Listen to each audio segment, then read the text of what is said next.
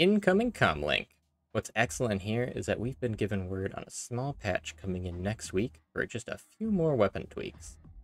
Not sure about you guys, but I'm really starting to get a bit tired of weapon tweak patch after weapon tweak patch, and the fact that it's impromptu and small means that it's likely just a cleanup of the last few items that they couldn't get out the door in time with the last many waves of fixes.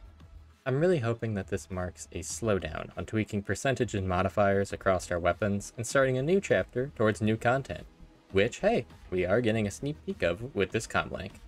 But just to be thorough, let's just go through these changes real quick and then we can get on to the more fun things.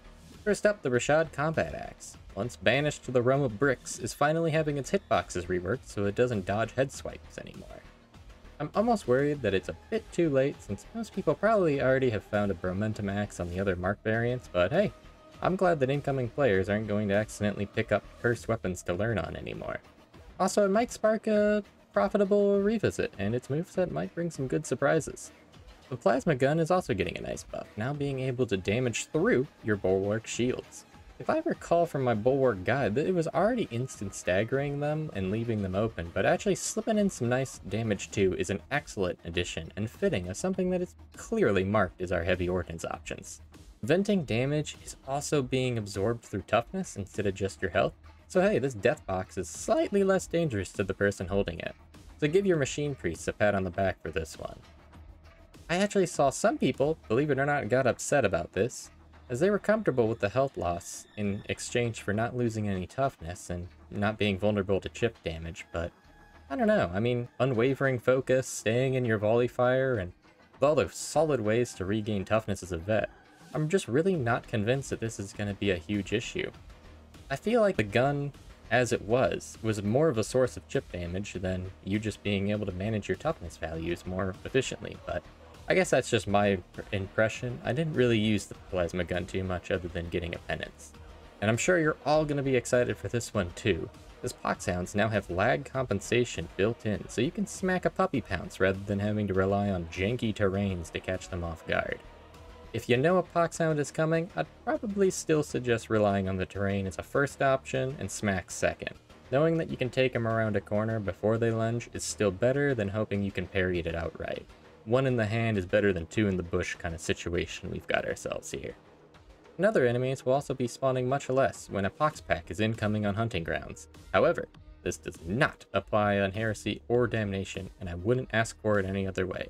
Keep my difficulties difficult, fat shark. And in that same vein of annoying enemies, poxbursters had their staggers reworked so it's easier to stagger them during that lunge, and their stagger immunity is also reset once they lunge. I'm going to assume by reset, they're meaning removed or negated, which, if so, is a huge change for the better, since most players are relying on those pushes to combat these bastards. We've all seen a push that was supposed to return them to sender, only for them to completely tank it for no reason and slaughter the team. And if you have annoying teammates, well, the vote to kick system has been reworked in your favor as a notification instead of a pop-up, and they've reduced the ability to spam it too. Thankfully, I've never had to use it myself and didn't even know this was an issue, but I'm sure there is plenty of toxicity out there that makes this worth addressing for those people. Finally though, we are out of that impromptu patch and into that sweet content drop territory. Personally, I think what they've given us is just a modest sliver of what is to come.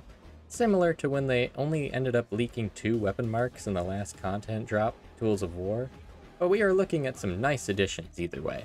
For all the penance grinders, self-included of course. You'll have plenty more to grind on soon. It looks like all classes are receiving new challenges, and thankfully they aren't focused on throwing yourself off a bridge, spinning 3 plates on your bolter, all while on damnation difficulty destroying your team.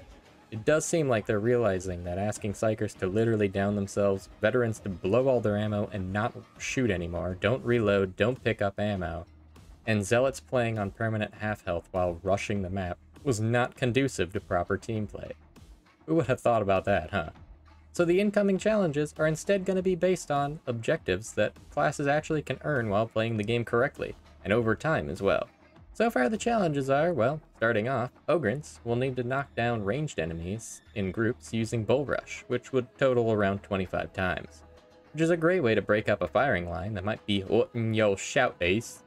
They also have a decent skill-based one, which is not missing with your box of hurt 4 times in a row on heresy difficulty, which honestly is not that bad as far as harder challenges go.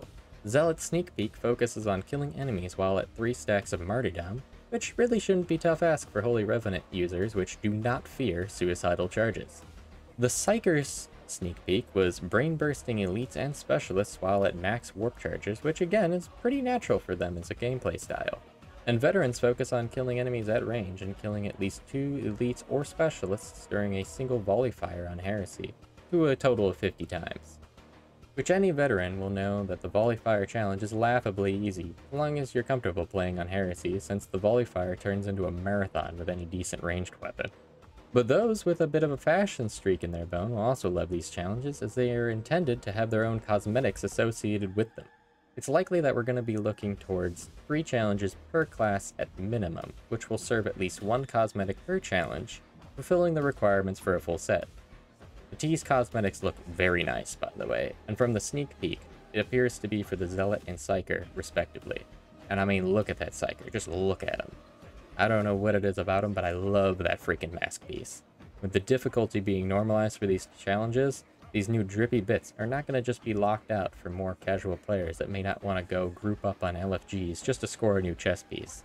And ultimately for me, the biggest win on these new cosmetics is they aren't just all black and red Inquisition garbs. Thank God. I mean, on Zealot they look great, but they get boring on Veteran and Ogryn with everybody just looking the same, even with their top tier penance pieces, adding in all those little bits and pieces. But as I had mentioned in our old data mining video, there was potentially weapon challenges which could unlock special banner flares for mastering your weapons, meaning that this drop could also give us progression in that section as well.